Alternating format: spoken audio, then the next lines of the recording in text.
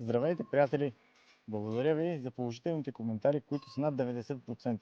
С 28 дни имаме над 1 400 000 гледания, което е един невероятен резултат. Имаше обаче и 5-6 човека, които се личи, че са хейтери, защото те не дават градивна критика.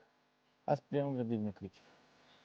Но не приемам някакви хора, които си нямат понятие от животновъдство или от производството на сирене и млечни продукти, да ми дава такова. Ето този ми се обади сутринта. Разговорът беше следния. Ало, знаеш кой съм аз, бе? Към не знам кой си. Имам 1000 крави. И аз му викам, нали, хубаво, окей, нема ядове. Браво на тебе. Така не се прави сирене, излагаш се. Значи, аз се излагам, като не слагам химия, калиев сорбат и други консерванти, така ли? Това, че имаш 1000 крави, първо не е истина, но дори да е истина, означава, че ти имаш мандра и се занимаваш с количество, а не с качество. Има разлика. Аз ти показвам био начин за производство на сирене. Аз не искам да слагам подобрители и химия. Работи си там. Първо, ти нямаш никакви крави, то е ясно. Но това си е лично твой проблем.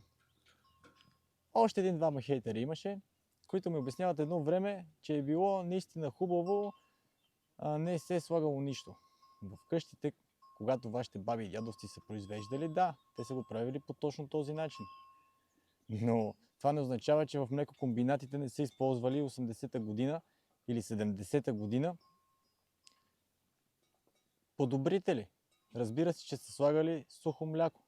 Това не е натурален продукт, не е биопродукт. Аз такова нещо не искам. Ако искам такова, ще отида си купа от голямата верига. Аз искам натурално чисто мляко и млечни продукти. Ако и вие искате, идвате на место, правиме сирене. Мен не ми е проблем това. Аз показвам абсолютно цялото производство. Не се крия зад фалшиви профили, заставам тук с лицето си. А някакви хейтери да ми пишат, не си правете труда, бе, хора. 6 години съм в TikTok. Нагледал съм се на хейт, на простотия. Няма кой да ви обърне внимание. Както и да е. Важното е, че продължаваме. Ето го това момче, което може би не е хубаво, според хейтерите.